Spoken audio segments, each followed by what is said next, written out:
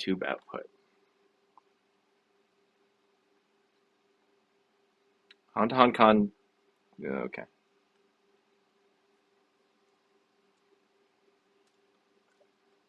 Yeah, that's because we haven't published it yet. Ooh, what? What? Sorry, I have. Ooh. Okay, we're live.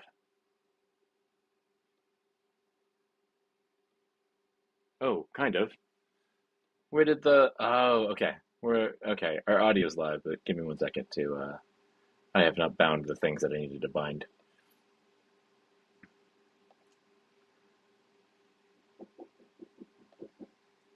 Hmm.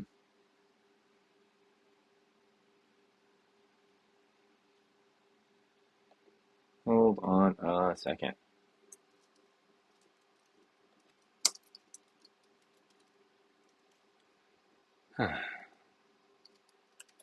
Of course, as soon as we start, somebody knocks on my door. So let me get the sound. I'm going to change this over.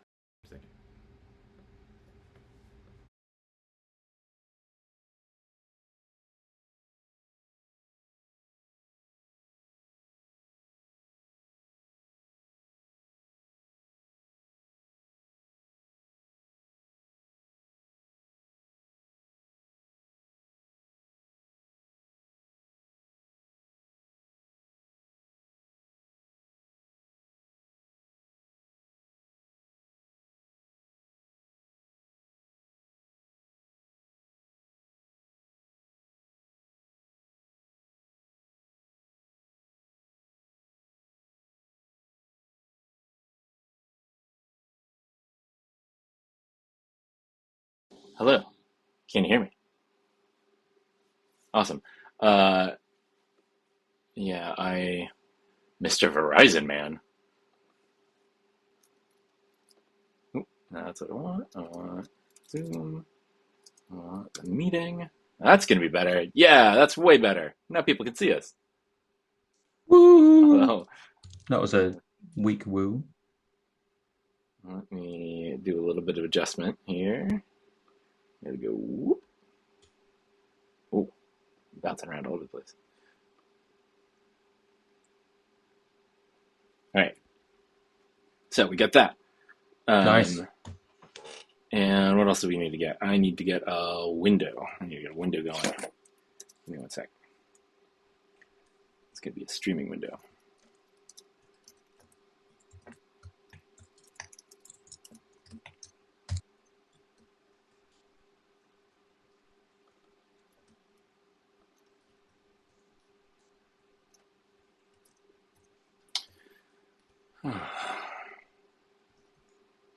Yeah, cool.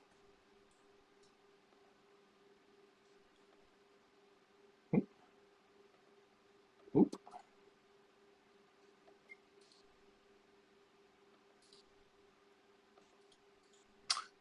Do we? Oh, you can't do next week. You can't do next week? That's correct. Okay. I cannot do next week. And we've booked, oh, we've got bookings now. Kinda. And we have a booking for the 21st. The following weekend is Thanksgiving, so I'm going to assume we're not doing that. Uh-huh. All right. Okay. Do.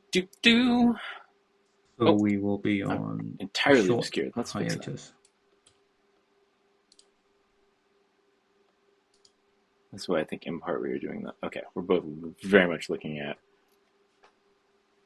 the screen and each other. Okay. Uh, so first, let's just do the fireside chat. Hi, Dan. I guess I Hey, need to Ted. actually get a video of a actual fireside. Oop, that's what I want to do. Like a fireside. You could grab one from Star Trek Picard. Good. Why on earth is this not letting me do the thing I wanted to do? Software, Ted.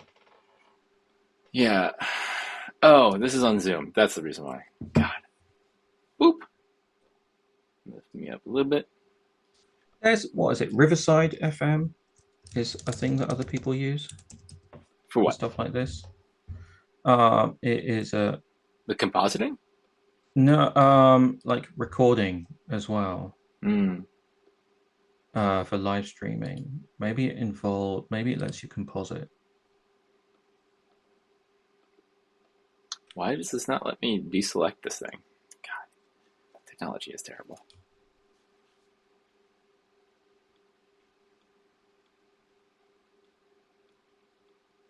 Editing, AI. Yes. Why wouldn't you want AI? Recording, script, All teleprompter. right. Yeah. Now it's letting me Okay. do it. All right. At any rate, how are you doing, Dan? I'm doing Friday. You're doing great. Yeah, that's the thing. Friday's a day. Yeah, I mean, Uh, it's been a minute since we chatted last. it has. It's Um, been like what, 2 weeks? I think it's been 2 weeks. yeah, and things have been happening since then. A number of things. Um, the not I guess, Republicans I won a guess bunch we're of still. elections. Are we starting now, or should Why we not? hang out for a Yeah, little bit? I think we can still hang out for another Okay, 9 minutes. cool. So Yeah. then, like, yeah, what you been up to? Hey, I finished my workshop series. That was cool. Cool. Tell me more about the workshop series. Oh, it's all about like how tech teams can work better with people Mm, and each other. Because it covers a lot of stuff that you aren't really taught when you have to work with other people. But it sounds really wanky, but it's not wanky. And I make it not wanky. That's the tagline that I'm going with. Not wanky workshops. not wanky Um, workshop.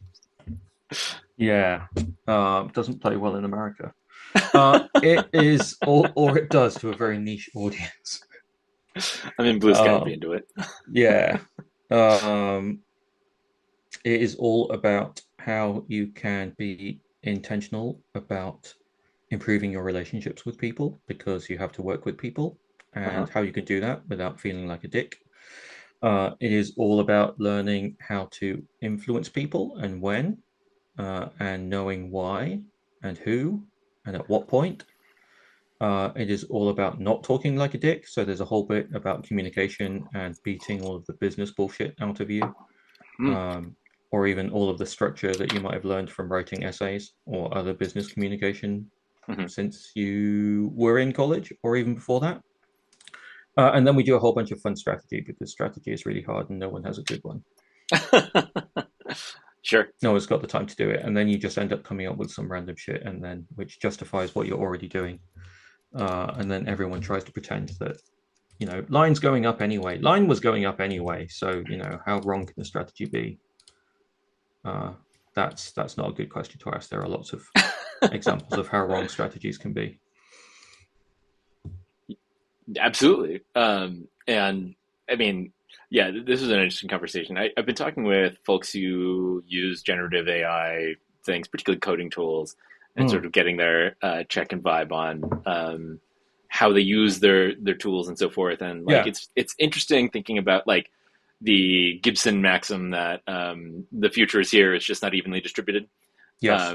And how do we what do we do with that, right? As somebody who cares about the bulk of humanity uh, doing better, right? So, So, Ted, that's interesting. in which ways? Well, right. So I'm lucky to count among my friends. I think I can count among my friends.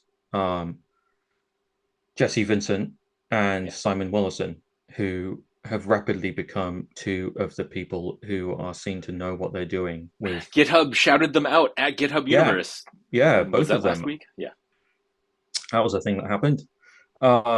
And Jesse showed me a bunch of stuff a few months ago now about what he was doing and how he was doing it. Super interesting. Nope. Uh, and at the same time, we threw a Halloween party.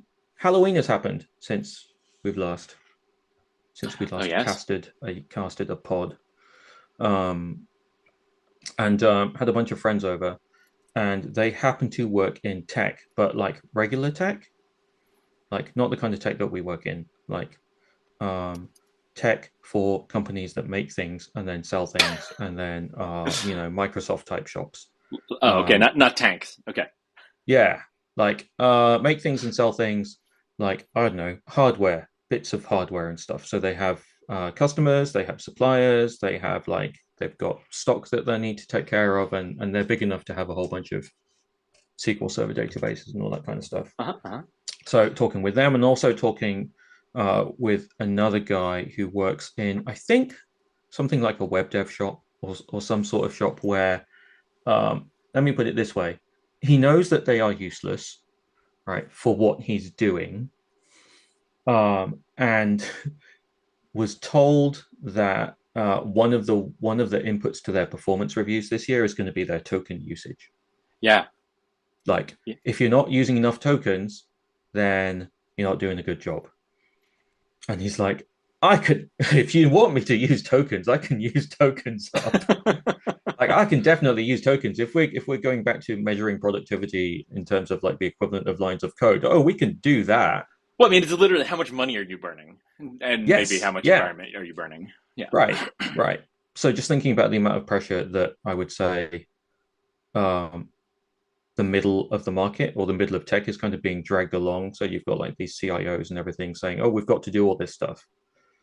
And what I think about is I think about people like Simon and Jesse at the extreme end, who are stupendously accomplished technologists in their own right, Yeah.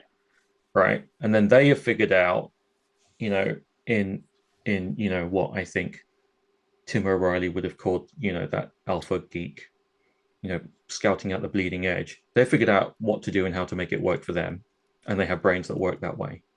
And then you go all the way down to the middle, and then you go down to the tail end, and the tail end feels like all the people in the vibe coding subreddit who are like, I made this thing, and then it's suddenly become really unmaintainable, and then every so often someone pops and go, you see, your problem here is you don't really know what you're doing.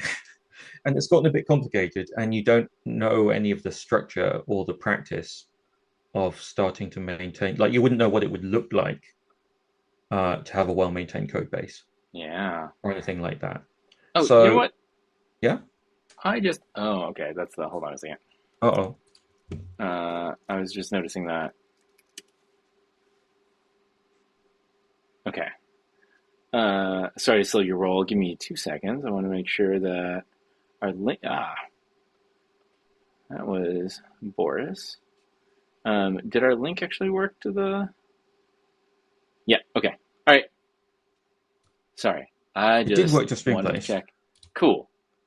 All right. Did it work to YouTube? Yes, it did to both. Yes, it's working to YouTube. Yeah. Um, Yeah. So you got Simon, you've got Jesse, and then you've got right. people who don't know what they're doing and or are spammers or At the whatever, other right? end. Yeah. Right.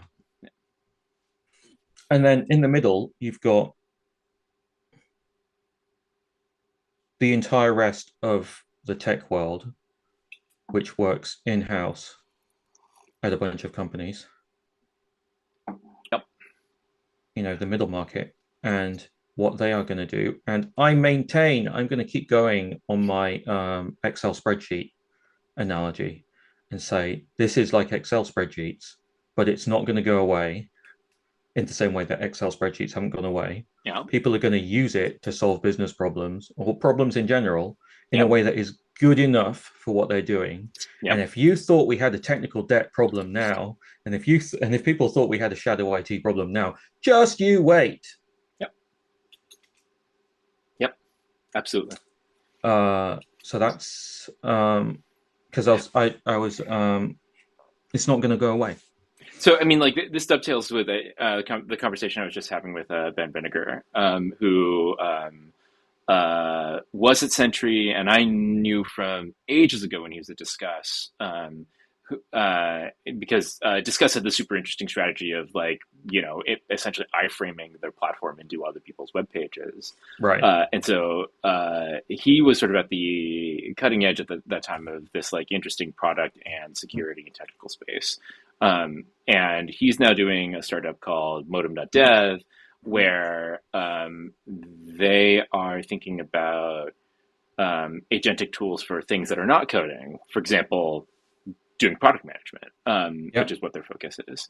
And the contention that I have is that um, most of the interesting parts of these spaces, and I'm not sure that Ben would agree with me on this, is thinking past the like chat interface. It's actually the Yep. organizational bits. Yes. You probably would agree on that. Yep. And so that's kind of what I mean about the like thinking through what the tools mean and what this expectations are and how to get people to that. That becomes the interesting piece. And um, it is about kind of scaling your ops and Yes. framing how these tools change how your operations work. Which I think a dirty secret there is that either people will be able to get more work, more different work done, or more edge case work done, or we will discover how much of ops work was scut work. Or a combination. Well, I mean, like not either or, but how much was scut work, and then how much does it turn out that we weren't being smart about what people could have been doing. And I keep going on about there are a bunch of jobs that I do think involve bullshit work. They may not be bullshit jobs, but there's a bunch of bullshit work yeah. out there. Well, and AI also doesn't help necessarily with that either. Like, I No. think that there are adversarial spaces, adversarial communication spaces in particular, where generative AI has made things super messy, like, I don't know, academic papers, right? And the review system there was already creaky, and now it is much creakier. Right. So, yeah. It's gone past 10:30. Cool. So we're probably live now. Yeah, we are properly live now. And so, hi, Dan. Hey, Ted. It's How's it going? Friday again. It is Friday again, and we are here again with Han Han Combat. And we're like loosely doing the thing that we have set out to do, which is to have public show notes, which are up on our leaflet, and then Yeah. also we're going to be doing our sort of updated segment, which we are a little bit winging it on, but there will be some fun things to talk about, find links on, and drop in. So, hey, Patrick, how's it going? Hey, Natalie. Let us know if there are things that you were particularly excited about over the past 2 weeks, aside from Halloween. There's actually been like a lot of stuff that's been going on in the atmosphere and the ecosystem, like Dan and I were talking about. I saw a bunch of people at GitHub Universe, like I was mentioning. Simon and Jesse. Saw Sarah May, who's a person who I knew through the Rails community and haven't seen Sarah in a May while. is around again. I mean, I say I don't think again. I she's mean, like gone more around. anywhere. Yeah, I Yeah. mean, she was at BackerKit for a while, Oh, and right. it was fun catching up with her about distributed Yeah. social stuff because, of course, she was part of the initial effort around diaspora. And in fact, Yep. BackerKit was started by one of the diaspora crew. Yep. And now we may as well announce the live stream. We can do it without announcing on Blue Sky. How? What I'd is love to this? find out more. Yes. Let us know, Natalie. Show us the secret dark ways. This is starting to feel like a Twitch show now that we are starting. Like, not that it wasn't in mechanics before. Yeah. Well, and Dan and I have talked about like what the show is supposed to be to some extent too, and we're thinking along two different axes. One of which is starting to do some pre-records and putting up content that we have some time to sort of write and think about a little bit, because Dan and I mean, like we love just fucking winging it, and that's where going live is great. And so figuring out the mix and the balance of that we want to kind of take on. I mean, like Dan, what have you been enjoying about streaming? We get to meet super interesting people Yeah. and have super interesting conversations with them. Also, I like hanging out with you, Ted, and we have stimulating conversation. And I like doing my thinking out loud. And post COVID, if I don't actually talk to people, I go nuts. It's certifiable. It's not great. Yeah, So I like that. Also, we do like occasionally, most of the time, we do show planning, yeah. and that's good. And I said the other day that we have, I think, successfully winged it so far that we're ready to experiment with doing pre-records. Yeah. I mean, part of it is that we also know uh, Dan and I know a whole lot of people in common, but also people are surprisingly willing to come and talk to us together, which has also been fun to explore. But some of that's going to require a little bit more coordination with people if we want to have them on the show, as opposed to us randomly dialing people we know. Yeah, Ted is surprised. I think at the number and the speed with which people say yes. But we would be even more successful if we gave them more than 12 out 16 hours notice. Yeah, something like that. So, um, Yeah. yeah. So we're thinking about what the future of this particular format is, what types of combat we want to engage in, who we want to fight, and yeah, I mean that's kind of the thing, right? So Patrick was mentioning that like active chat is like way better, and I think that that's true. And the types of material that we want to do with it, I think, are different. It's interesting to me because there are conversations and places that you can go with VOD as well. And like, what's the blend of kind of like live conversations, and I think also getting on a regular cadence where people can figure out what they're showing up for and what kinds of Mm. conversations we want to have is useful. Because like the conversation we had with Hillary Mason was fascinating, and I Yeah. think the sort of virtual worlds piece is really interesting. I think that the Blue Sky team will never probably come talk to us until they get a PR person strategy in place. But I mean, like maybe we can get Natalie and Eli. We did have Eli on the other week to randomly chat, and all that stuff's been great, right? So One of the things about VOD is that some people just can't make the time for the yeah, live record because they've got recurring stuff going on. So for some of the people that we want to get, we will have to do separate things like a pre-record interview, or a not live interview, or even a live interview, but it's not just at the regular time. yeah. Clearly, one of those things. Uh, Gosh. Sorry, I'm messing around with the leaflet. I'm realizing, oh, there we go. I can't actually get down below it. And we've got the leaflet. I mean, I can put it Yep. on screen, but like we don't have to as of yet.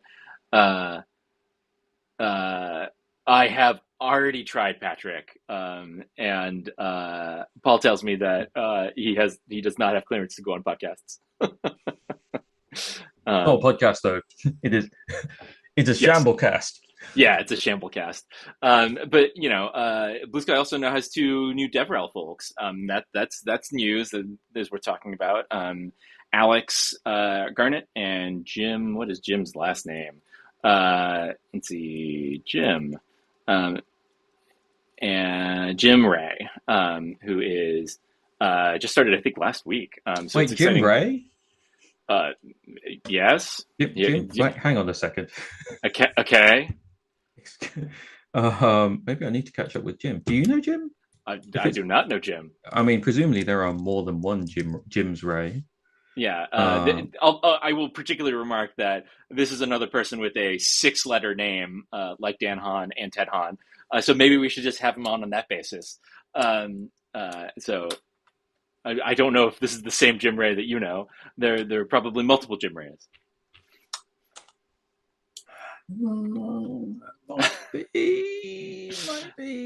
might be. Do we want to just drop him a line and Honestly, be like, "Hey, do you know Dan Hahn?" yeah. I think maybe. Oh, this is. I think so. Oh gosh. I haven't been on Blue Sky that much lately. That was that labeler that came out that labels the extremely online people. Yeah. How many times you Yeah, posted? That's one of those things where I'm like, I'm on the flip side where I'm like, wait, do I need to figure out, like, is this a threshold that I need to, like, what's my streak for posting this much during the week? Didn't there used to be things for that? I don't know. A post streak labeler would actually be fun. Yeah.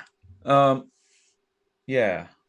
I was kind of relieved because I haven't been using it that much this week. So I don't think I have been. Can you see the labels it puts on you? Because it has put no labels on me, which Uh, must mean that I have been not online.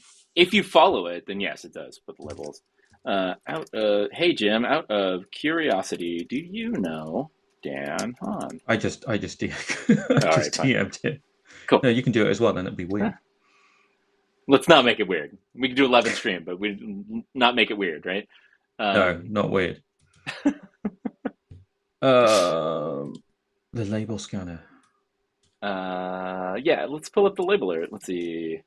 What was that labeler called? I'm subscribed to Yeah, it. I I've guess got I can no find it. labels. Yeah. Got hardly any Moderation. Oh, labels. that's not what I wanted. Moderation. Bum, bum, bum, bum, bum, bum. The sketched labels. Yeah, there we go. Um, I subscribe to to that labeler, but I have not been. Its eye has not crossed me. there's that labeler too. That's fun. Oh, there's a label scanner. Patrick was just sharing. Let's see. Yeah, we can say Dan Honda Oh Bsky. wait, do I need to like it? I need to like it. Do you need to like it? There's something about liking it. I think you need to like it. Do you need to like it? You need I'm to subscribe to subscribed to it. it. Yeah, Yeah, I am subscribed to it. I we see should like the it. yeah, Dan, what's your handle again? I always, danhon.com. yeah, danhon.com. I always fuck this up. Dan Hahn. Because I'm boring. Yeah. Let's see. You're a champion. You were struck by a falling apple in the cave of Trophonius. No, Trophonius. Ravenclaw. Joined May B. Place stream. Interesting. Boba, Blue Sky Elder, and pancakes from the Pancakes and Waffles. What I about know, me? because I think I'm more Kiki than Booba. I think. I think I'm also Booba. Yeah, Yeah. like Um, I mean, internally, you see yourself as Booba. I don't know, man. I totally Okay. missed on the actual Kiki Booba thing, and have only come to it through the labels. Um, yeah. I do like the idea of making shit weirder, and let me pull up the. This is the thing about labels. Can you? I can't remember. Can you tell? Can you remove a label from yourself? You can't, can you? Uh, no, typically not. Hmm. I imagine people are quite upset about that. Well, I mean, it's an annotation framework, right? So some of that stuff indeed is not necessarily great. Some of the stuff is fine, but like I don't even But think you're blocking only appealing to whoever's running the labeler, right?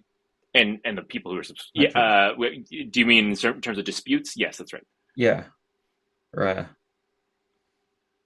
Well, I certainly wouldn't want to see that escalated as a form of mass abuse. I mean, kind of already is, right? Yeah. This is the key type of question. Um, Yeah, and Glenn Poppy was mentioning the fact that some labelers do give you ways to interact with them, like the pronouns labelers, right? You like a particular post in order to get a pronoun label. You can unlike it to remove the label, and so there's record management around that. Yeah. Yeah, I remember the self-labeling one. Yeah, um, yeah. Is there a So right to be unlabeled? no, well, so this is the thing that I've been kind of curious about and trying to figure out whether the Blue Skies team is going to engage on. It's like Hmm. uh, from the DSA perspective, are labels moderation? I don't know. Because if they are, I think under the DSA, users have a right to appeal moderation decisions. Yeah. And the question is, what is the type of entity that you can appeal to? It's interesting thinking about at Proto and the atmosphere in the context of the DSA, since the DSA was written specifically to engage with the way that centralized platforms Vlogs. operate. Yeah. Yeah. It's actually any social technology, which is a space and a category that I think is super interesting to think about. But once you start to break things out into service layers and you have different players doing different functions, who's ultimately responsible, I think, is interesting. And the way that Blue Sky kind of operates is this weird front door to this ecosystem of service providers. But Yeah. from a regulatory perspective, I think everybody just perceives Blue Sky as the platform, and Yes. that's where things are going to get weird. So, Yeah. yeah, but I You mean, find like a this way to is get paid a lot of money to think about this by the EC, yeah. Well, I or mean, even some money. right, and this is kind of I think one of the interesting questions about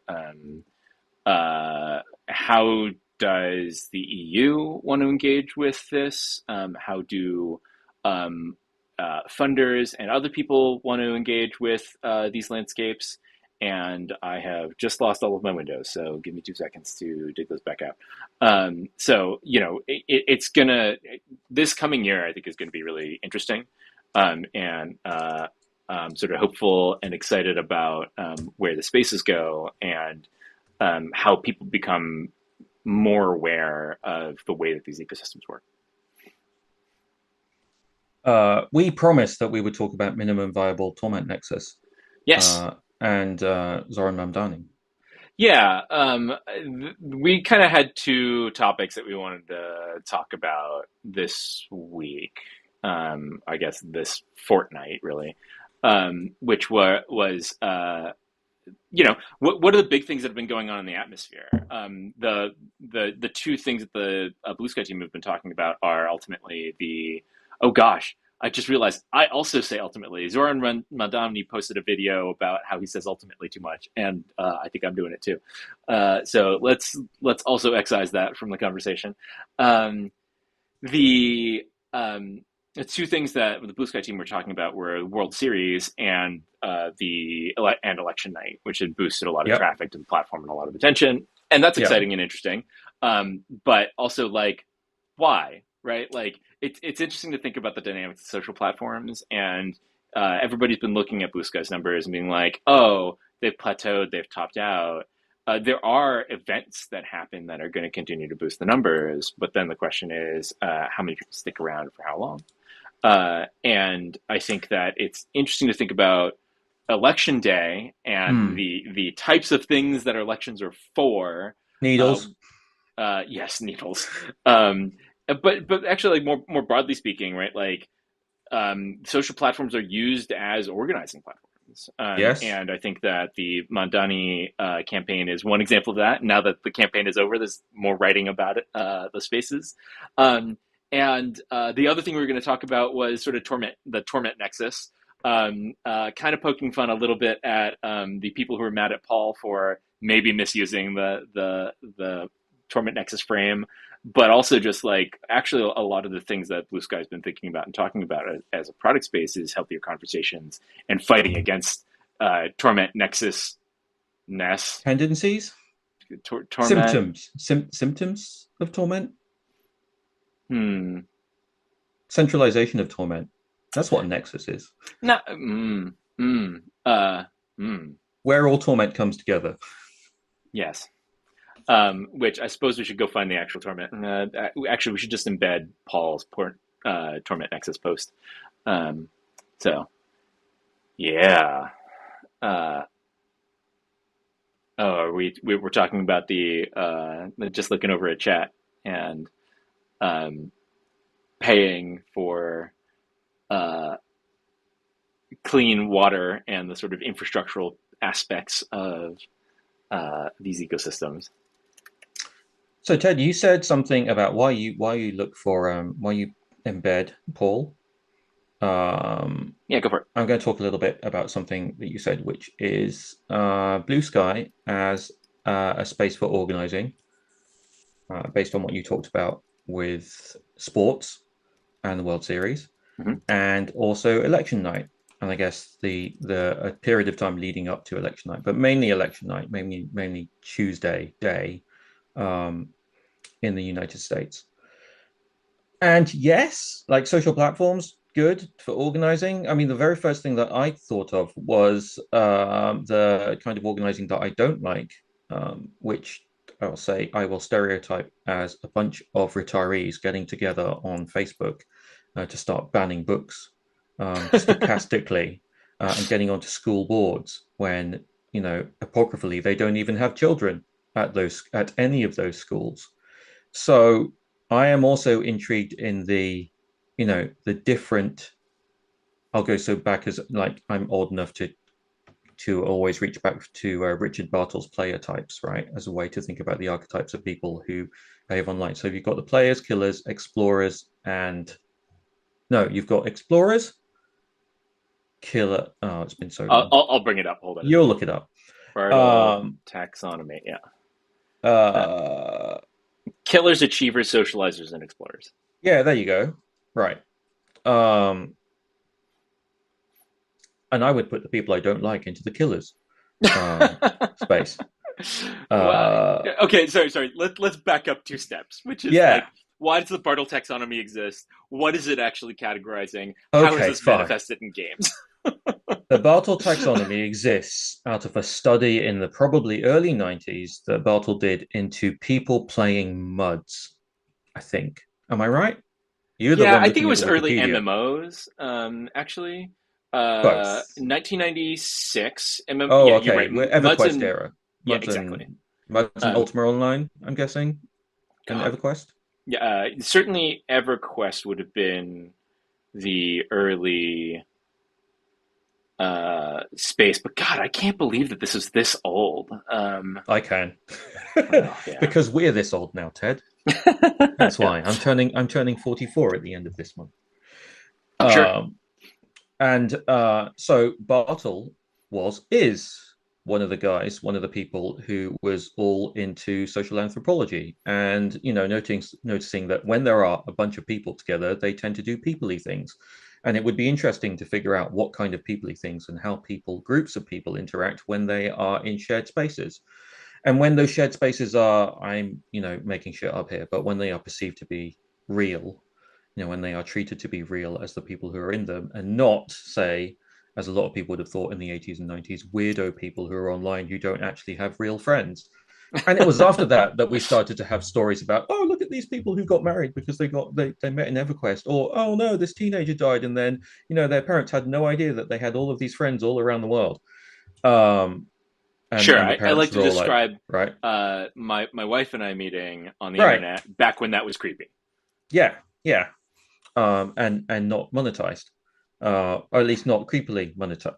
Anyway, so Bartle uh, he was paying attention to how people play games, and he was trying to. I mean, he ended up putting together a thesis that categorized, gross behavior and different types of not personality, uh, but kind of outlook and approach to how people work with those spaces. And I have used it. So I first encountered it in online social games.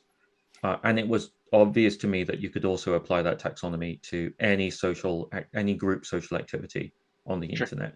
Like, and not to say that you're going to not to say that you're going to simplify everything and then say that one person is always a killer, right? One person is always an achiever, no matter what the space. Totally reasonable to say that all of this is intersectional and context dependent.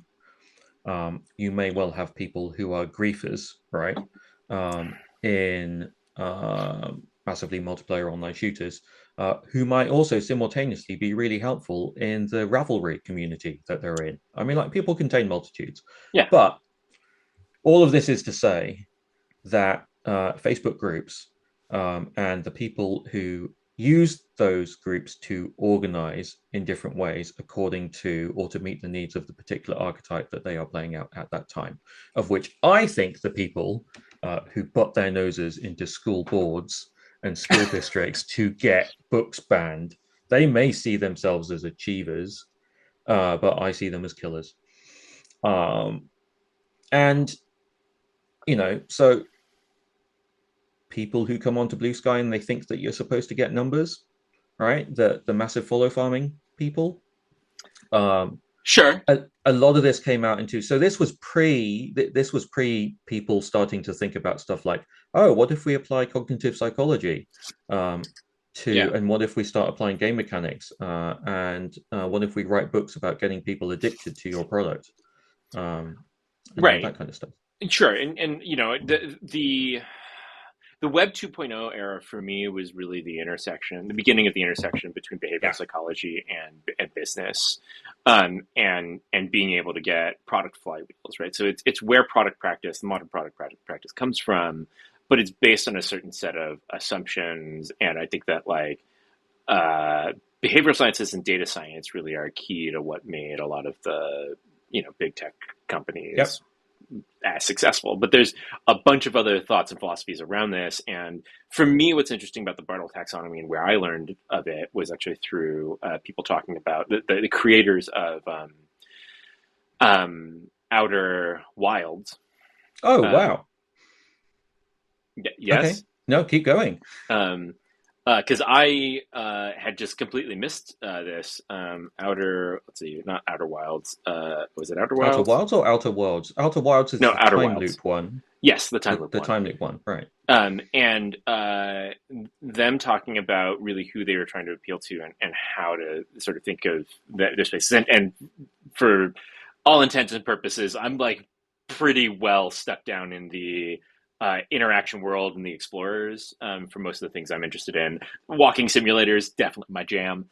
Um, and that verges my socializers space is largely speaking social media, and but not exclusively, social media in sort of a very broad sense, and the the going from there, being able to characterize a variety of different products, I think is useful. But within the world of video games, there are whole verticals like AAA games that are focused around different that fall into these different quadrants, right? So like multiplayer uh, shooter things are on the like player interaction side of this, but more on the unilateral side. Um, and like games like Outer Wilds and walking simulators are like solidly interacting with the world. Single player games, MMOs are socializers largely speaking, but there are a variety of different aspects to that. And whereas like I don't know, you could talk about like competitions to Yep. uh, get the highest score in fucking Tetris or whatever. It's like Right. ultimately achievers, Yeah, but there's a social aspect to games it, done quick and right? speed run. So there's two directions that we could. There's many directions we could take this conversation. One of them, like we could make a relatively easy segue to Torment Nexus and Uh-huh. how much Torment Nexus is required. Another one is maybe just a quick side detour, which is when Twitch came around and when live streaming became viable, then suddenly an entire new layer became added on to the four archetypes. So every single archetype had socializer added to it. Because I think no one realized, and I've got to put myself into this. I don't think, well, everyone else didn't realize how compelling it might be to watch someone else play video games, Uh-huh. even if it's not a video game that you're into or that you would ever play, right?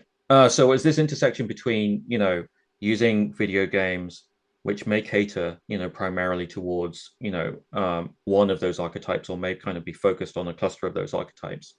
But then finding people who play those and play them well enough and who are sort of performers who can cultivate an audience and then have the socialization form around that, which I think is, I would say, a nice internet story.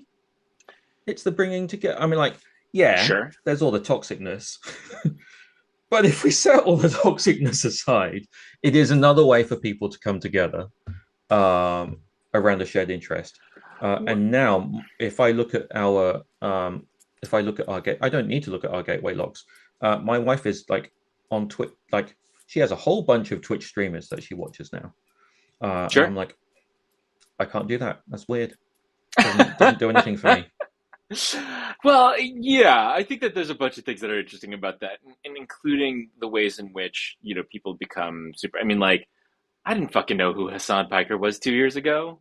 And like the fact that he's a Twitch streamer, I guess, is interesting. But like, is this just another form of? I mean, back to the top of the conversation, right? Is this another form of podcasting? I mean, kinda, not really. But the engagement with chat, I think, is really critically important. Um, and the parts about this, and I actually want to come back to the reason why I'm like the Torment Nexus conversation and the politics conversation are actually the same conversation. And part of it is hell is other people. So I contend that when we talk about Torment Nexus and social platforms in Yeah. particular, I think that it's correct to say the original concept of the sort of Torment Nexus conversation is um, correct and not the sole way that this gets used anymore, which is specifically the thing that Paul was talking to and why people were mocking him. I think it's like, there are stories of obvious harm where people should just not do the thing. And there are lots of people who are just doing the thing anyway. But there are also contexts in which we talk about torment nexuses and the types of products that turn into torment nexuses, Yeah. and the extent to which that is foreseeable or not, or the moves that people can make, which is the context in which I sort of take the post that Paul had made, which I kind of agree with, which is the awful part of social media is there are all these people here, right? But also we're here because of all the fucking people. And the interesting thing is, how do you have a global communication platform which actually facilitates the conversations that you want to have without always having bad outcomes all the time? And I think that's hard. And I think that that's interesting. And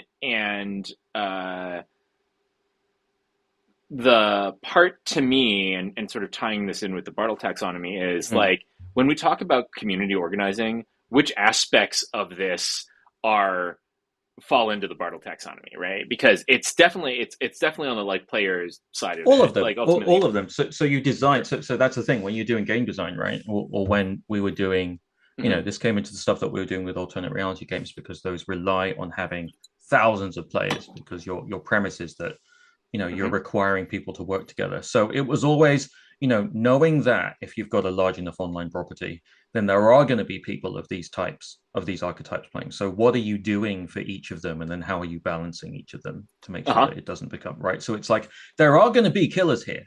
Okay. Yeah. So given that there are going to be killers here, how do we deal with them? How do we contain them? Do we want to contain them? How do you There are going to be channel them? achievers here. Right. Yes. Yeah. So it's that kind of awareness. It's the okay, well, given that we have this shorthand or this framework for thinking about how people behave in these spaces, then what do we want to do about it? Yeah. Now we have choices. Well, so this is the thing that brings me back to politics, which is that I think what's interesting about the Zoran Mandami social strategy, and organizing strategy more broadly speaking, is that it was pretty effective at being able to traverse through these different spaces. So the scavenger hunt that their team did, I thought was fucking genius, Yes. and is something that I've talked with other people about, and that's like very solidly in interaction with the world on the one hand, but actually the goal was to wrap that back around into the socializing aspect, right? And I've talked Yeah. with people who actually went on the scavenger hunt, and they were like, "Yeah, the fun part about that was actually like doing this with a bunch of people." And a Right. number of the people I know who did that also went on to volunteer. So like it was a very smart way Yep. to create a top of funnel for their sort of organizing engine. The other part about I think the Mandamia campaign, which yeah, Bailey got to it. Yeah. Uh, Pokemon Go goes to the polls. yeah. Um, and the other thing about it was everybody talks about how the Mandamini campaign was really energizing for a lot of people and motivating for people to go out and do door knocking and all those things, and having a constructive framework was really Yeah. useful. And the other thing that I've seen is people are being like, yeah, like let's not overgeneralize. Like he was running against a deeply, deeply unpopular person, and what's interesting to me about all of that is this comes down to it. Like, if you were to name an archetype here, what is Zoran Madami's? It is partly socializer, but actually it's mainly killer, right? Like one of the roles that he had to fulfill was dunking on Andrew Cuomo day in and day out, and he was really fucking good at it. That's interesting because I would have gone straight for Achiever, Right? But I mean, which is also like a really focused killer. maybe, right? I mean, the thing is that to run an effective organizing campaign, you kind of got to be able to play the Yeah. field. But he is the one who has to represent the like. I need to shut down certain lines of conversation. I need to drive what the narrative is, which Yes. is Yeah. That very is much killer. the That is right. killer in my head. Yeah. Yeah, Yeah. What's kind of frustrating, so the people who say, well, it was easy because he was running around against someone who people didn't like. yep, which I think Um, is true. I think he was running against people, against someone who is dislikable.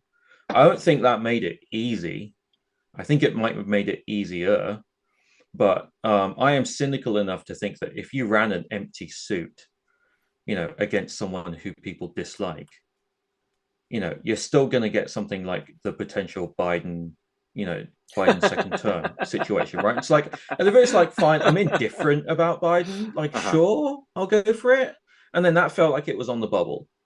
But because I put so much more stock in, you actually have had a clear, communicable, plain speaking, and then you layer on top of that smart, zingy, accessible point of view, right? He was clear and he was disciplined about it. And he didn't use like management consultancy, distancing words to not actually mean anything. He had very, very clear policies that he Yeah. stuck to, that he communicated. And it's like, oh, yeah, okay, I like those things. And the other guy's a dick. Yeah, I think that there are a couple aspects to it too, right? Which were and ultimately, I'm gonna call out Anna Kornbluth's book. Oh, I did the ultimately again. Sorry, everybody. Anna Kornbluth's book, Immediacy, I think talks about some of the stuff and the sort of verisimilitude, like authenticity piece. I think ties in with a bunch of Yeah. this. And I think that Zoran Mandani is a person who was very much himself, but also comfortable with himself when he was in contexts that were not his own. So, Yes. one of the things about him was that he was showing up freaking everywhere. I think he was showing up in a lot of cultural spaces that people were a little bit surprised that he was showing up, like at the end of shows and those shows are like Broadway to rap shows. Although, I mean, in the era, the post Hamilton era, those are indeed the same thing. Yeah. But like, he was going to like halal trucks and like taxi cab drivers and like people remarking about the fact that he seemed to be everywhere and his sort of omnipresence was interesting to talk about. But then, like, nobody was like, to the empty suit point, like, who the fuck is this guy? Or like him doing weird gaffes. Like, the community that I saw comment the most about how uh, incongruous he was the queer community who were like, this man is painfully straight. And I'm like, yeah, okay, that's legit. But like, there were ways in which he would relate and work with people and talk about his policy priorities that I think was a very effective strategy for him to be present with other people and then also not have to back down from the things that he was believing. Whoop, Yeah. So, sorry. so the thing is, like I agree. I th- I think it's multiplicative, right? It's Mm-hmm. like he had that at his core, and he had great execution, like doing the thing like the scavenger hunt, right, and using that to loop back around into beefing up your ground game and then getting more people to volunteer is not a new idea. It was executed well and it had a great base upon, like it had an actual candidate Yeah. to build upon, right? It was done at the right time. He had the presence and the charisma to actually make it appear fun and make it, you know people want to join in on it because it's not a fucking campaign thing. It was like, oh, this is a fun thing. And like, I like public, like, oh, isn't it interesting that he's having people use public transit? Plus Yeah. it's of the moment. It's like, okay, well, post COVID, like, I would like to meet people. I feel pretty lonely right now. I will totally do this thing. And then maybe it's not so threatening, right? Sure. Because we're just going to be doing it all together. Well, So, I think there's two interesting things here, which is that like again, we've talked about clipping strategies before. Their team was very effective at that. And the other part about it was other people who were very good at clipping, this was an exercise of cultural capital that they were able to interact with him, and he was able to project through those spaces too. Yeah.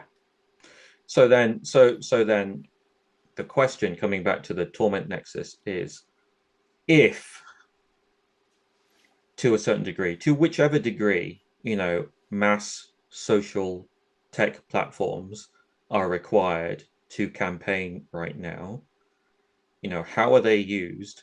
And if you accept that mass social platforms for organizing, for political organizing on the scale that this is required, so to get 1 million people to go out and vote for Mamdani in New York, Mm-hmm. right, which is roughly what I think he got, to get that,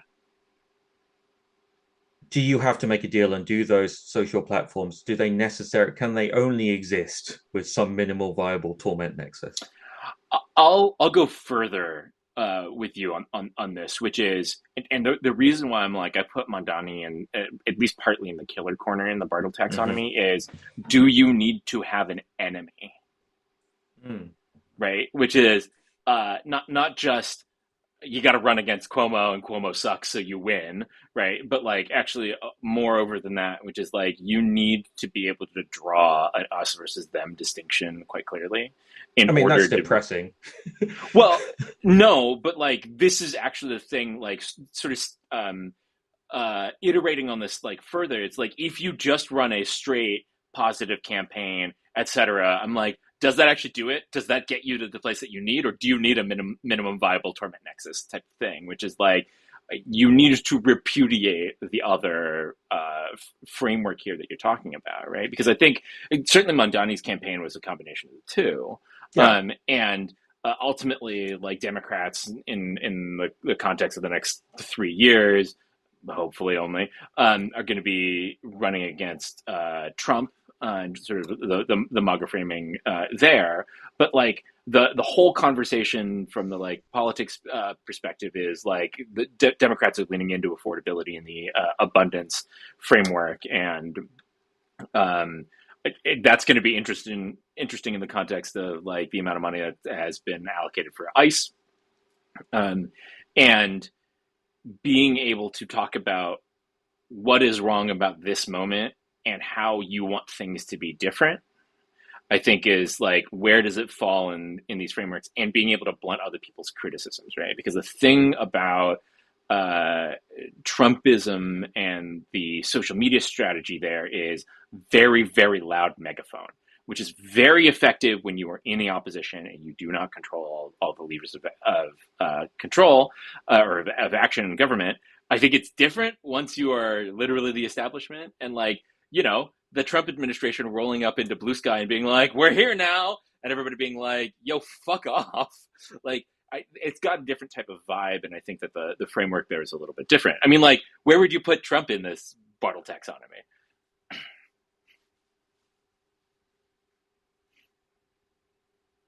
Where the sociopaths are. So I would put him in the killer space. Okay. Yeah, I agree, right? If you think about his debate strategies, he's like very staunchly in the killer's corner. I would argue griefers and campers also belong in the killer's corner.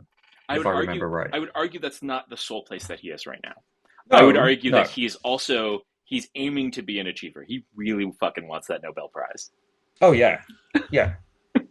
He needs all that extrinsic validation on anything. But that killer, like I need to win. I need other people to lose, right? And I need to win. So part of what depresses me about this is that it's kind of like the Peter Watts style. There always has to be an us and them. Who's like Peter Watts? He wrote Blindside, which is one of the print SF subreddit's most highly recommended and divisive books. Most recommended? Frequently recommended. Right, okay. Every single fucking like, can you recommend a book? Someone's always like, have you tried Blindside? It is fair warning, it's got vampires in it, and some people don't like that. It's got Uh, biologically inspired vampires in it. yes, it's got biologically inspired vampires in it. He knows his stuff. He's got a whole set of he's got a whole appendix with references and citations and everything. He's got Uh, a PhD in marine biology. yeah, and he's also not allowed back in the United States, and he had flesh-eating bacteria. Um, yeah, there's a lot of Peter Watts law. um, anyway, Blindsight is a book that is inspired quite a bit by cognitive neuroscience, cognitive psychology. It has, you know, it's got like an intro to Searle's Chinese Room. It's got some meditations on consciousness and what that means, integration of posthumans. Uh, and one of the reasons why I like it is because it has got one of the most genuinely interesting depictions of alien life that I have ever read or watched anywhere. So I just love that exploration of it. But the reason why I bring this up, and then it's depressing, is that it raises the question of, do we always need an us versus them? Like, how strong is the us versus them motivating factor in, you know, Homo sapiens? I mean, Because of this is evolutionary factors, right? Which is then leads to, are we always going to have a torment nexus? yeah. Because hell is other people. I mean, this is ultimately. God damn it! I did it again. This is what Watchmen is about too. Yeah, I need to read that. Oh, you never read it? No. Oh, that's fascinating. Also, never read Dune. What? Yeah, I'm too old now. I feel like there's a phase, there's an age where you read Dune, and if you haven't read it by then it's like, eh. That might be right. Yes, because I initially. I think you can still read it. I respect. Dune is a book that you need to read and read solely for the world building and not for the writing, because Oh, okay, yeah, it's not a it's well put together book. I read a lot of science fiction. That's fine. Yeah. His later books are I've way read Dune. better, and feel a lot better to read. Dune definitely has some moments that you got to slog through, and so I think it's worth a read still. I've read Neil Stevenson books, or I have finished Neil Stevenson books. I would say Stevenson I've is read them all the way through, but I've certainly finished them. yeah, but he's like real pulpy. Oh, did our stream just drop in stream place? Oh, there it's back. He's like real pulpy, and so like it's got a vibe going through it. Whereas like there are definitely parts of Dune where you're like, this is just really boring exposition about what's going on in the world, and I'm gonna have to drag myself through it. It's So, not Ayn Rand bad, but it's like it takes some motivation. so let's go back to this nihilistic hell is other people. Yeah. Our torment nexi inevitable because we are because of original sin and we are fallen creatures and we always must fight each other in some way. Sure. There is no optimistic internet. There will always, which, you know, to be clear, there was never there was always optimism, but there were always shit shows and flame walls and trolls and everything in Usenet, for Yeah. example. But also the stakes were lower then, whereas like now the stakes are real fucking high. Yeah, now they're civilizational, Right. societal, at least. And so for me, some of this is like Genocidal. right. They already have been okay, so to be fair, and to not to be fair, but to be absolutely clear, in Myanmar they've been genocidal. Yes, and so some of that is very much original framing of Torment Nexus, which is I think that Meta and Facebook absolutely enabled the genocide, as Aaron Kassan, I think, very clearly and cogently writes about. And they didn't fucking have to, right? Like that's the thing that's like bonkers to me. But some of this is about what people think that they're doing and what their role is and what they care about or not. Yeah, this is the thing that would give me pause in terms of working for or with Meta. Yeah. And the question, though, is does all social media devolve to that? Or, I mean, on the flip side, if you need to be successful in social media, do you need to have bottle taxonomy killers? Right. I think a separate question is important to distinguish from literal fucking killers like Facebook's got. I think a distinction might be, Torment Nexus is a product of a phase transition and a product of scale. Like I make the joke that scale is considered harmful, right? And this goes back to apocryphal. What's his name? The 150 person number. Dunbar's number. Yeah, Dunbar's number, which questionable now. But so we used to use this a lot. It was like, okay, I right, should you have gone can for a deal with joke up to, about Tom from MySpace. Sorry, keep going. right. You've got your the theory that you can keep track of 150 odd relationships in your head, right? Sure. And because villagers and whatever, maybe, who knows? And that once you start scaling past that, then you need technology, you need tools to help you deal with that. And I think a conservative position might be everything, it's evil to have more than 150. No good can come of this. Yeah. Right. Like once you scale sufficiently past that, then we don't have, as individuals, and we haven't developed sufficient tools and safeguards, demonstrably, I think, to have safe functioning societies. But for the fact that, the legislative and the political regime in the US is, but what if we just do it first and then find out how bad it was afterwards? Right? Whether it's talcum powder, right? Whether it's talcum powder and cancer, or whether it's, what, we've really got to win this fucking AI race. So it is unfortunate that a number of teens and young people are committing suicide and are being egged on, by a word predictor that is trying to, I don't know, hit a fitness function on the responses that it's generating to a conversation for someone who clearly needs help, right? But, that's just the price. Well, I mean, this is a thing about American politics, right? I think if the pandemic has shown us anything, it's that Americans writ large do not care if a whole lot of people die. That is the politics of America. And Enough Americans, a large number of Americans.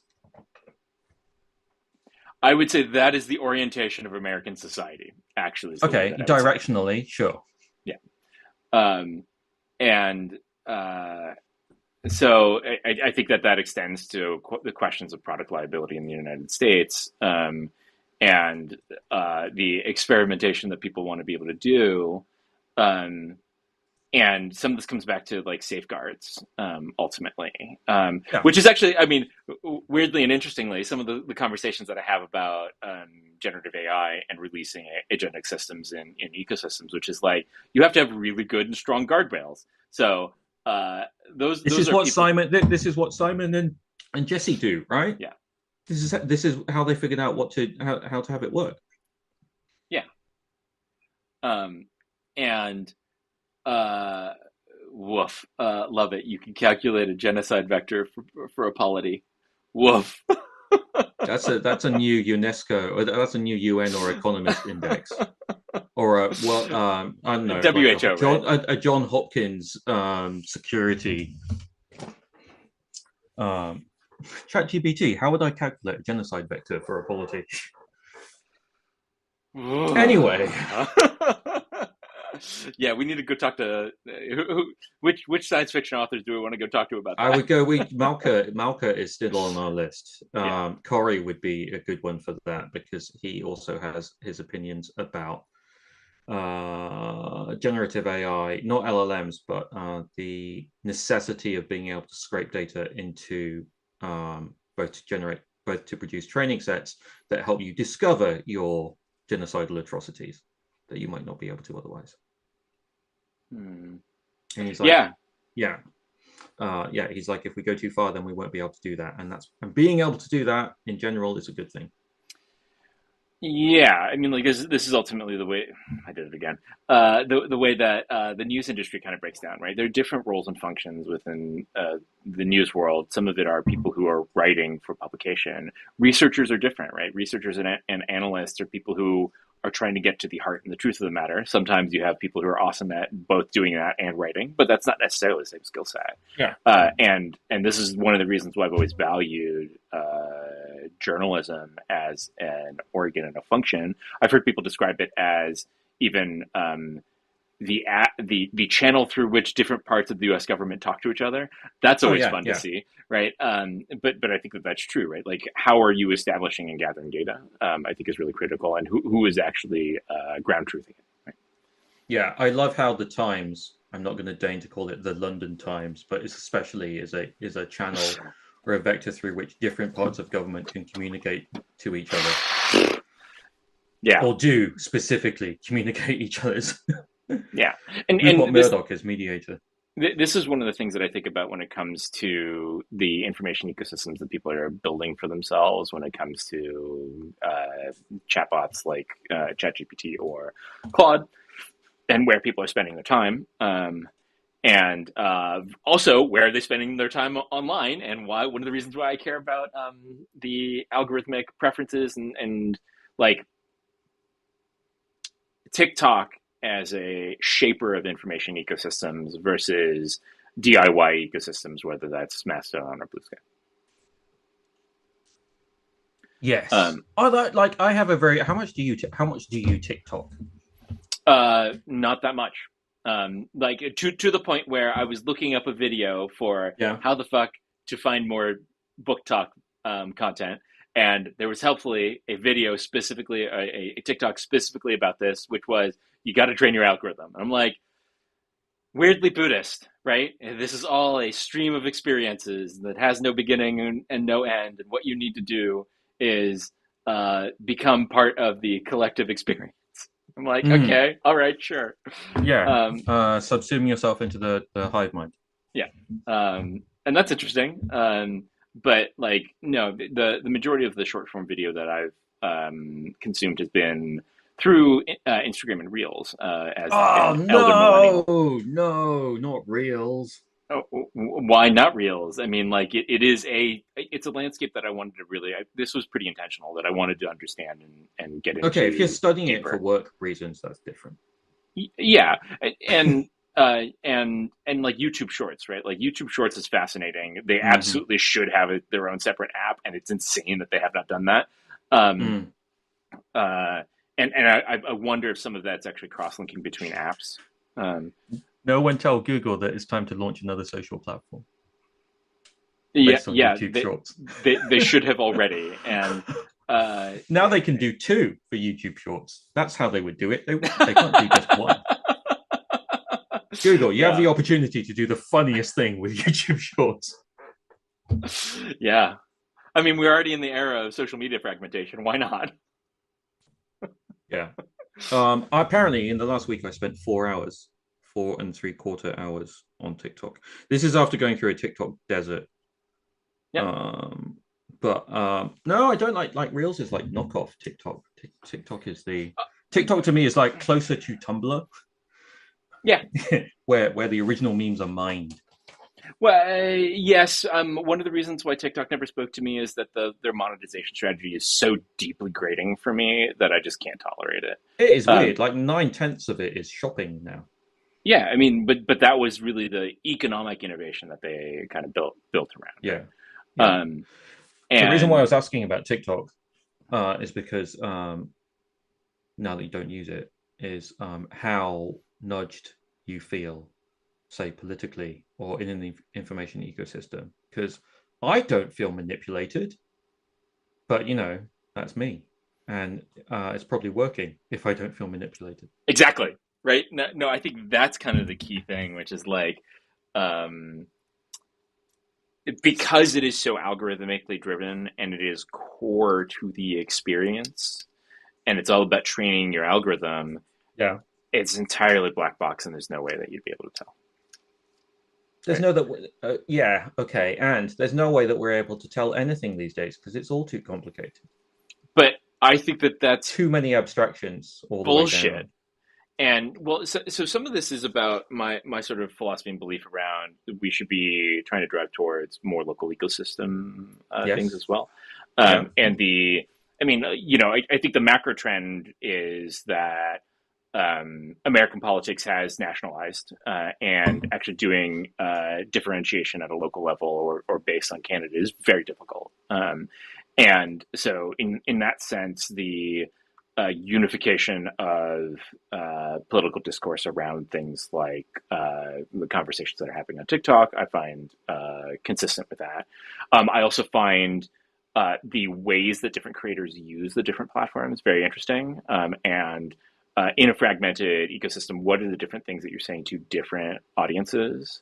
When, like, again, Reels and TikTok, same fucking short form. Yeah. YouTube, like, and Hank Green has talked a little bit about that. Like, the mechanics of this was a pain in the ass 2 years ago when, like, you could monetize videos that were, I forget what the order was, but he was talking about TikTok, Reels, and YouTube Shorts, some of which, and the disjoint set of videos that you could create, which some of which had to be under 60 seconds to be monetized, some of which had to be over 60 seconds to be monetized, and figuring out how to, like, create in that context, I think was pretty wild to see.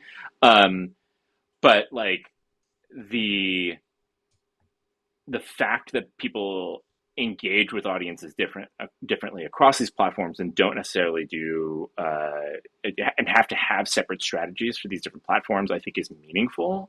And likewise, the ways that you connect to real world communities, I think is meaningful. The contention that I've got, broadly speaking, I think this is true for the world of generative AI tools, and I also think for social platforms, which is we're set up with this false dichotomy between you either give all of your fucking data and you get sucked into these centralized systems that you have no control over, or you crash out and only do small scale local stuff. And I'm like, there's a space in between these, and we have to be able to define that and build in it. Or you are surrendering to this, like, bullshit world where everything is terrible in one way or another, right?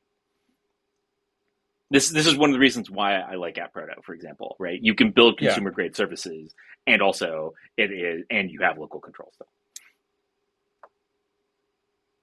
Yeah. I mean, we could get depressing again, like Patrick says, and then talk about how people don't want choices.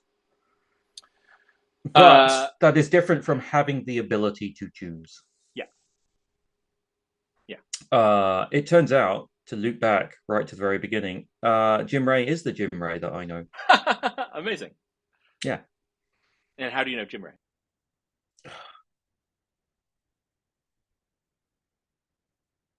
If I just say either he was at Foo Camp or he's friends with people who are at Foo Camp, is that good enough? Yep. Yeah. Like, Cool. yeah, that's it. Yeah. We've not worked together before, but we have hung out in the same spaces. I would count him as someone I know well enough to otherwise, but for his current job and how new he'd been into it, otherwise feel comfortable in inviting him onto something like this and feel reasonably sure that he would say yes. Cool. Apart from the fact that he works there now and he's only just started. Yeah. Fascinating. And it'll be interesting coming back to things that are going on and updates. I suppose we should actually do an update segment. Yeah. I'm just going to throw a bunch of things out there. Yeah, you do this MozFest is about to happen. And there's going to be a bunch of conversations about, I know that there are a bunch of folks from the Atmosphere who are going to be there. Germ's going to be there. A bunch of other people. I don't know. I don't remember off the top of my head. So if you are near Barcelona, I guess, that's an interesting thing to call out. SyncConf is happening next week. So there's going to be some App Proto folks in the neighborhood, although that's not directly related. Atmosphere Conf obviously is under full planning swing, and there's been a request for feedback on things that people would like to see. So go hit the approto.dev account to give some feedback there. I'm excited about Atmosphere Conf for this coming year. Last year, I was really trying to go for XOXO vibes and sort of like thematic thing here where it's like, yeah, we're trying to build shit, but like we should actually think about what we're building. How do we want to think about what we're building? And I'm excited to carry that vibe into this coming year as well, um, and figure out who else we want to bring into the tent. Since last year was Mm. very much a kind of meet and greet for the App Proto community and the atmosphere. And there are more people in the atmosphere. We know more about what we're building individually and collectively, and thinking about what's possible to build. I think is going to be part of the fun part, and doing that with people who are not necessarily at Proto build would be something exciting to me. We should do a game jam. Yeah, yeah, App maybe let's Proto talk game about jam it. because people still haven't made the App Proto GeoGuessr clone that I wanted. Yeah, someone should do that. Back to the Bartle taxonomy. Yeah, all of those things. Because who is it on the other? There's just a whole bunch of stuff that you get for free, like all of your yes, make games people like to play. Make good ones as well that you already know people like to play. That lowers your risk. Yeah, and coming back to how people engage with these social spaces, right? I think over what things, right? So baseball, you'd mentioned, I think is an interesting space, and sports. I think that there are shared experiential things, right? So I mean, like the second screen TV experience kind of shifts Mm-hmm. from world interaction to social interaction, and that's fun. And thinking about what are the things we want to see here. So thinking about what apps go into which of these corners and what types of things we want. Like Anasoda is definitely interaction with world. It's an explorer's type of app. Although I have to say, Anasoda does not speak to me personally, and it'd be interesting to see like what's the PvP. Um, what are at proto PvP experiences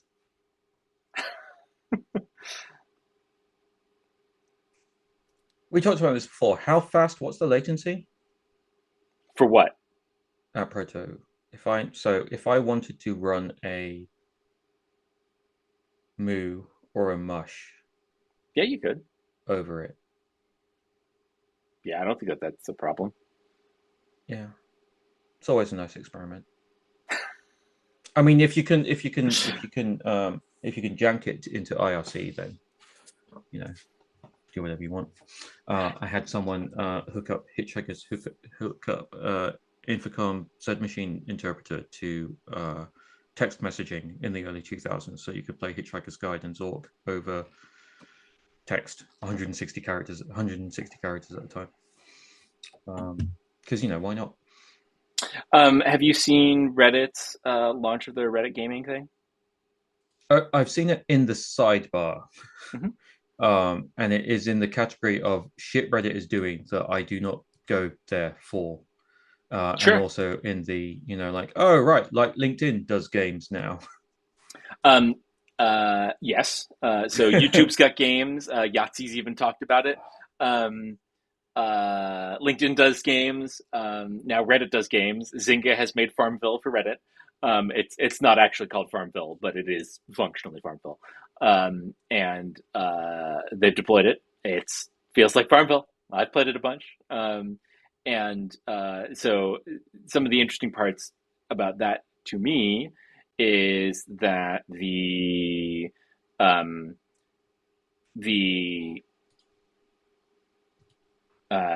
the clearly they're just using a WASM thing basically, and they can do Yeah, cross-platform deployment, which I think is really cool. So like, yeah, where are my fucking WASM front end at proto apps that could still interact with this ecosystem is a really interesting yes, question. yeah. I'm like, can we not just clone Wordle in a day?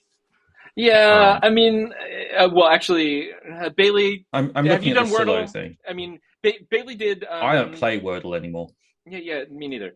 They were bought by the New York Times, and fuck the New York Oh, Times. Um, Bailey did right. Bailey did 2048, which is what I was going to call out. Oh, really? It's WASM based. Cool. how do I get that? Bailey, do you want to link it?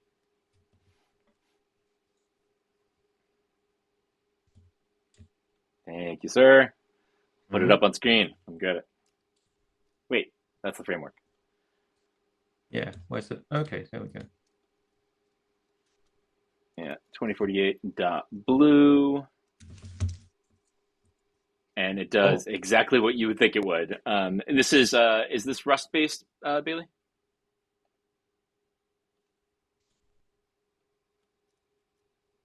Doop. does it work with my friends? Does it Followers? work with your friends? Does Do it you work mean like with is there a social followers? graph component? Yeah. I don't think there is, but Bailey can correct me if I'm My wrong. understanding is that that's relatively trivial to do. Well, right, but like why? Right, this is the thing that I always tell people about. Like, um, Can you throw the Bartle taxonomy back up? sure. And I can tell you why. Okay, yeah, here it goes. It's back up. Oh, leaderboard's coming soon. There you go. Yeah, there you go. Right. Achievers. People like number. Give people a number. They want number to go up and they want to compare number against other people's number. Yeah, I mean, 2048 is literally number go up. It's you Yeah. make number go up. Yeah, I know. You still want to know if you're better at number go up than other people.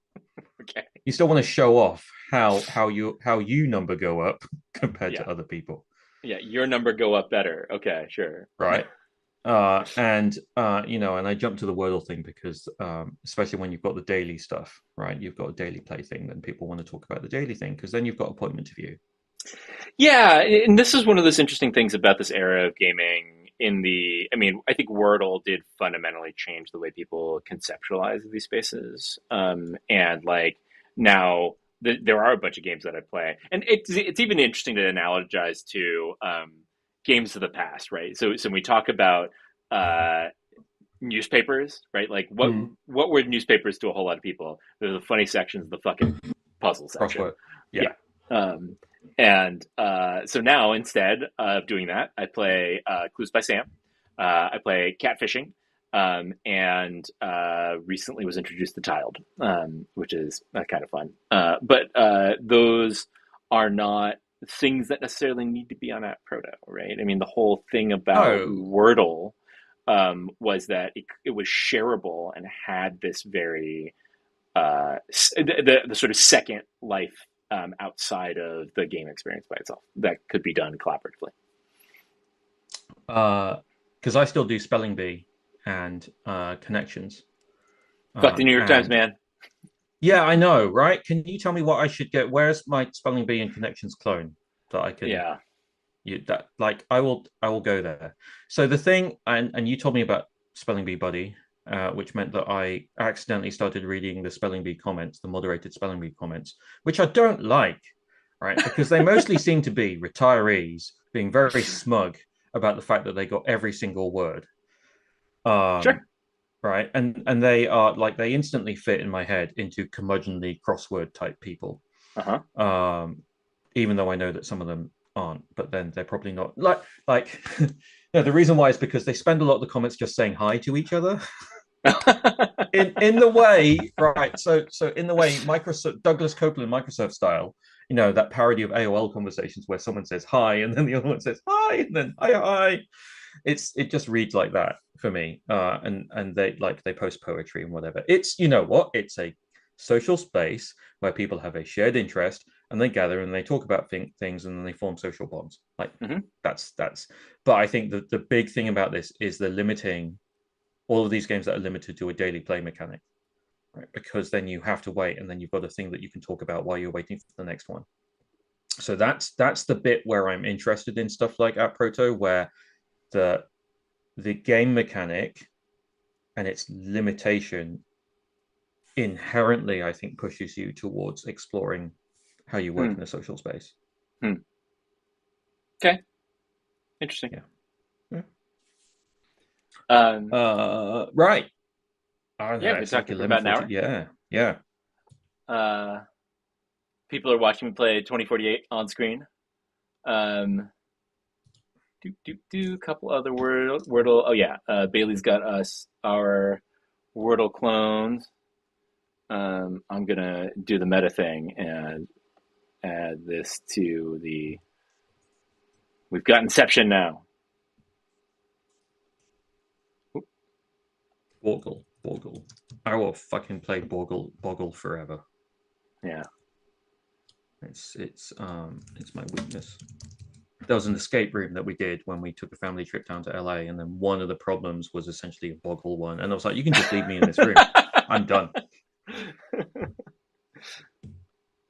Yeah. Okay. No, we're not gonna do that right now. We're gonna go back to Okay. actually the latency on Streamplace is quite short, which is nice. Yeah. All right. Any other updates? What else is going on? Reluctant to open the can of worms about how we improve your replies. Yeah. I mean, like this is some of the conversation around the what Blue Sky product is thinking about, and some of it is the decentralization stuff, and some of it is healthy conversations. And what does healthy conversation mean? I think this comes back to the Torment Nexus thing, and in fact, Paul's Yeah, conversation about Torment Nexuses yeah. was about this thing, right? Um, and I think most of the I'm still the things that Blue Sky is rolling out, I think, are fine. I'm interested more in what the philosophy is around what do these spaces actually mean, and how are people supposed to use them. One of the things about Twitter always was that it is a single global namespace, and everybody could talk to everybody else in that. And that allows for certain things and does not allow for other things, right? I mean, Twitter was this big weird mashup of everything. And no other social space is like that. I don't think any other social space will ever be like that again. So in that sense, I think that it's important that Blue Sky is thinking about things like reply control and being able to explicitly draw out boundaries. I think that establishing norms across this is going to be really fucking weird, man. So, Yeah. Uh, as we wrap up, no show next week. that's right. We're kind of moving to a fortnightly schedule. And No show maybe next we week. should post about that. Yeah. Show on the 21st, and we have a challenger on the 21st. Yes, we do. So that's going to be Uh, fun. and then it's smallpox week. Uh-huh. Smallpox slash buy things for less money week in North America. And then we're probably back around the 5th of December, I think. Yeah. Yeah. So All hope right. everybody has a good fortnight. Welcome to November. Um, we yes, we can count the elections from now until 2028. I guess is one other timing mechanism. And yeah, yeah. I hope everybody's staying warm and gets a lot of. Oh, I guess pumpkin spice, right? That's the thing that everybody should be deep into at this point. No, no, no. The 1st of November, I played a homeopathic amount of All I Want for Christmas by Mariah Carey. I'm introducing it in small amounts, roughly every week or so that we can all build up a tolerance. But, it's Christmas now. Yeah, I did see somebody pointing out that I think Beyonce Yeah, dropped a video that just had the jingles in the front, and I'm like, that's that, and how diabolical that was. I'm like, yep, yeah, yep, yeah. It's there. It's there now. yeah. Speaking of cultural influences that are economically driven, yeah, yeah, man. Well, I hope you have a good weekend. Yeah, you too. And you too, people in boxes on screens. Yeah, see you stream. What do we call? I mean, chat. We call them chat, but like stream plays chat. Viewers, Yeah, viewers. eyeballs, Yeah, I eyeballs. suppose. Maybe we'll have to come up with some sort of moniker. Ask Eli and Natalie what Streamplace Ats. users are ats. Mm, Mm, mm, mm. bots. Patrick All right. Basalt. Yes, that's correct. Thank you, Bailey. All right. Catch you all later.